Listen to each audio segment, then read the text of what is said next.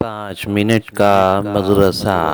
اصحاب الاخدود، خندق والے۔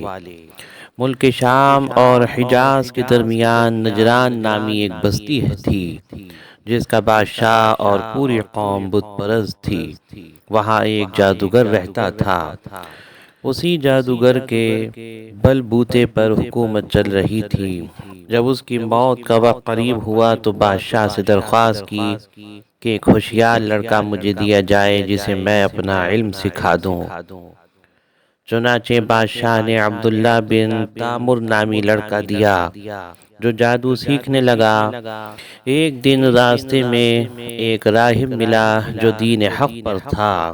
اس کے ہاتھ پر چپکے سے ایمان قبول کر لیا اور دین حق کی تبلیغ شروع کر دی، جس کے نتیجے میں لوگ ایمان میں داخل ہونے لگے۔ جب بادشاہ کو اس کی خبر ہوئی تو اس لڑکے کو ہلاک کرنے کی کئی بار کوشش کی مگر وہ ناکام رہا۔ بالآخر لڑکے نے بادشاہ سے کہا، اگر تو مجھے قتل کرنا ہی چاہتا ہے تو شہر کے تمام لوگوں کو جمع کر کے مجھے سولی پر لٹکا دے، پھر بسم اللہ رب الغلام کہہ کر مجھ پر تیر چلا۔ بادشاہ نے ایسا ہی کیا۔ چنانچہ لڑکا تو شہید ہو گیا مگر مجمع کے تمام لوگ ایمان میں داخل ہو گئے۔ بادشاہ یہ دیکھ کر بوکھلا اٹھا اور اس نے خندقیں کھدوا کر آگ دہکائی اور تقریباً 20,000 ایمان والوں کو اس میں ڈال کر شہید کر ڈالا۔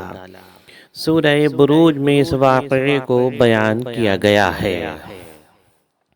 حضور صلی اللہ علیہ وسلم کا معجزہ۔ ایک اوقیہ سونے میں برکت۔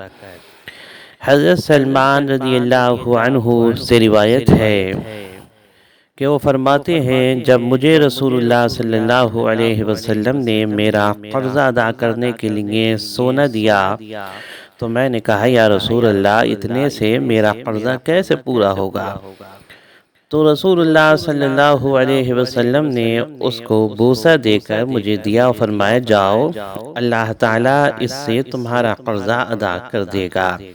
حضرت سلمان رضی اللہ عنہ فرماتے ہیں کہ میں وہ لے کر گیا اور اس میں سے وزن کر کے دیتا رہا یہاں تک کہ میں نے اس سے 40 اوقیہ ادا کر دیا۔ مسند احمد، دلائل النبوہ للبیہقی۔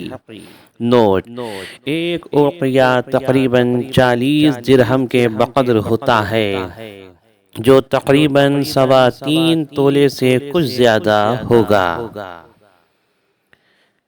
ایک فرض کے بارے میں تکبیر اولیٰ کے ساتھ نماز پڑھنا۔ حضرت انس بن مالک رضی اللہ عنہ سے روایت ہے کہ رسول اللہ صلی اللہ علیہ وسلم نے فرمایا، جو شخص 40 دن اخلاص سے تکبیر اولیٰ کے ساتھ باجماعت نماز پڑھتا ہے تو اس کو 2 پروانے اللہ تعالیٰ کی طرف سے ملتے ہیں، ایک جہنم سے بری ہونے کا، دوسرا نفاق سے بری ہونے کا۔ ترمذی۔ ایک سنت کے بارے میں جہنم کے عذاب سے بچنے کی دعا۔ دوزخ کے عذاب سے بچنے کے لیے اس دعا کا اہتمام کرنا چاہیے۔ یہ نیک بندوں کی دعا ہے جو وہ دوزخ کے عذاب سے بچنے کے لیے پڑھا کرتے تھے۔ ربنا اصرف عنا عذاب جہنم ان عذابها کان غراما انها ساءت مستقرا ومقاما۔ ترجمہ: اے ہمارے رب، ہم سے جہنم کا عذاب دور رکھ کیونکہ اس کا عذاب پوری تباہی مچانے والا ہے اور بے شک جہنم برا ٹھکانہ اور بری جگہ ہے۔ سورہ فرقان آیت نمبر 65 اور 66۔ ایک اہم عمل کی فضیلت، آنکھوں کی بینائی چلے جانے پر صبر کرنا۔ حضرت انس رضی اللہ عنہ سے روایت ہے کہ رسول اللہ صلی اللہ علیہ وسلم نے فرمایا، اللہ تعالیٰ فرماتا ہے، جب میں اپنے کسی بندے کو اس کی 2 محبوب چیزوں کی آزمائش میں ڈالتا ہوں اور وہ صبر کرتا ہے تو میں ان 2 محبوب چیزوں کے بدلے اسے جنت عطا کرتا ہوں۔ 2 محبوب چیزوں سے مراد دونوں آنکھیں ہیں۔ بخاری۔ ایک گناہ کے بارے میں مرتد کی سزا جہنم ہے۔